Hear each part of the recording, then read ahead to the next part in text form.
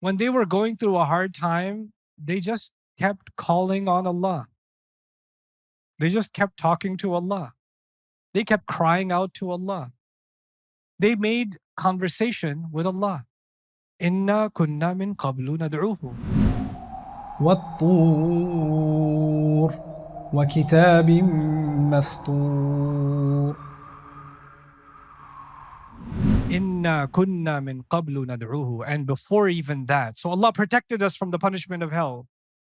And we used to be worried about our families. But even much before we were even worried about our families, notice the min qablu this time. There's an extra min. In the previous ayah, 2 ayahs ago, there was qablu without min. But now there's min qablu, which means even before then, and even since the beginning, we were doing something. Nad'uhu. We just kept calling Allah. And this is a summary of their remembrance of their entire life. All these people in Jannah, from all these different centuries, all these different continents, all these different languages, and they all have one thing in common. When they were going through a hard time, they just kept calling on Allah. They just kept talking to Allah. They kept crying out to Allah. They made conversation with Allah. Inna kunna min qablu nad'uhu. And dua, nad'u, means two things. Call Him, and also means pray to Him. Ask Him for things. Make dua from Him. We kept praying to Him. We kept asking Him. We kept begging Him. We kept talking to Him and begging Him, and talking to Him and begging Him. This is what we did. This was our relationship with Allah. Ya Allah, just give me this. Ya Allah, just give me this. Ya Allah, just give me this. And then what did Allah prove Himself to be? Innahu huwal barrur rahim. As a unique name of Allah. Never in the Quran does Allah describe Himself as Al-Barr except this ayah. Al-Barr. This is the only place in the Quran where Allah describes Himself as Al-Barr. Barr is used in other places in the Quran, like وَتَوَفَّنَا مَعَ الْأَبْرَارِ. Like, for example, another version of this word, لَيْسَ الْبِرَّ أَن تُوَلُّوا وُجُوهَكُمْ ظَهَرَ الْفَسَادُ فِي الْبَرِّ وَالْبَحْرِ بِمَا كَسَبَتْ أَيْدِي النَّاسِ. So it's used in other places. But for Allah, you've seen Ar-Rahim before, but what have you not seen before? Al-Barr. So let's understand what Al-Barr means. Al-Barr originally means land far away from the water. Land far away from the water. The land close to the water is Reef. Reef. And the land inland is Barr. The idea is it's the opposite of Bahr. So let's understand this first. When you're in the sea and you're on a ship, are you absolutely safe? No, it depends on the sea, doesn't it?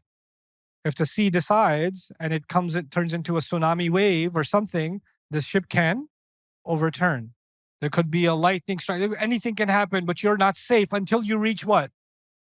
Land. And once you reach land, even the reef area is still dangerous because large waves can come and strike land. But when will you feel, if you've been out at sea for a long time, where will you feel the safest?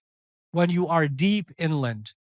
Now you're on stable ground. This is a reliable place for safety. From it comes the idea that someone who is good and reliable, like they're good for their promise. I know in American English we say this, you may not have heard of it. You say, hey, can I borrow $20? I'm good for it. I'm barr for it, meaning I'm reliable, I'll pay it back. Allah is good for His promise, is one of the main implications of the ayah here. In other words, barr actually means good, but good in what sense? Good in being reliable. God is good, God is reliable. We used to call Him and pray to Him and pray to Him and because He is the ultimate one that is good for promises.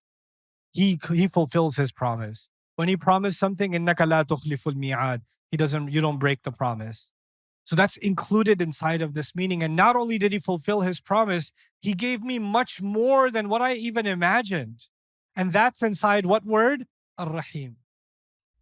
I hope you guys enjoyed that video clip. My team and I have been working tirelessly to try to create as many resources for Muslims to give them first steps in understanding the Quran all the way to the point where they can have a deep, profound understanding of the Quran. We are students of the Quran ourselves, and we want you to be students of the Quran alongside us. Join us for this journey on BayyinahTV.com, where thousands of hours of work have already been put in.